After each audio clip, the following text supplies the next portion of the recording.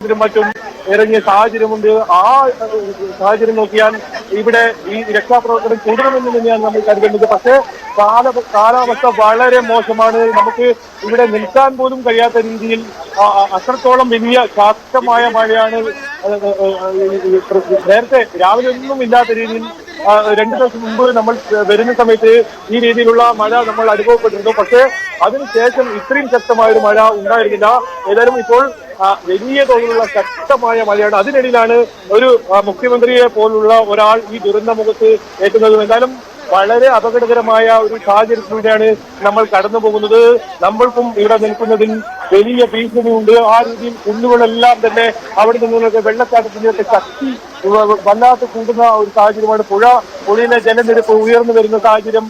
ഏതായാലും പ്രകൃതിയുടെ വല്ലാത്തൊരു അവസ്ഥയാണ് ഇവിടെ കാണാൻ സാധിക്കുന്നത്.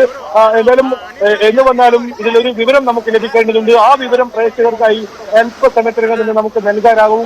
ആ വാഹനം കണ്ടെത്തിയിട്ടുണ്ടെങ്കിൽ അത് വലിയ വിജയമാവും. 6 ദിവസം കഴിഞ്ഞ് ഇത്തരത്തിൽ വാഹനത്തിന്റെ ഒരു ഭാഗം കണ്ടെത്തിയാൽ ഇനി വളരെ എളുപ്പമായി ആ വാഹനം പുറത്തെടുക്കാൻ പറ്റും. കാരണം സൈന്യത്തിന്റെ കൂടി സേവനം ഇവിടെ ഉള്ളതുകൊണ്ട് തന്നെ അത് നമുക്ക് പുറത്തെടുക്കാൻ പറ്റും. എന്തായാലും പ്രേക്ഷകർ കാത്തിരിക്കുക. നമ്മൾ ആ വിവരം എന്തായാലും നമ്മൾ നൽകും. എന്തായാലും തീർച്ചയായും മുഖ്യമന്ത്രി ഇപ്പോൾ മാധ്യമങ്ങളെ കാണുന്നു. ഏതായാലും മുഖ്യമന്ത്രിയുടെ സുരക്ഷാ ഉദ്യോഗസ്ഥരെല്ലാം ഇവിടെ എത്തിയിരിക്കുന്നു. വാഹനം ഈ ഭാഗത്തേക്ക് എടുത്തിരിക്കുന്നു. എന്തായാലും ഇവിടെ നിന്നും ഈ മലയുടെ മുകളിൽ നിന്നും വലിയ തോതിൽ വെള്ളം ഒഴുകി വരുന്ന സാഹചര്യം നമുക്ക് കാണാൻ സാധിക്കും.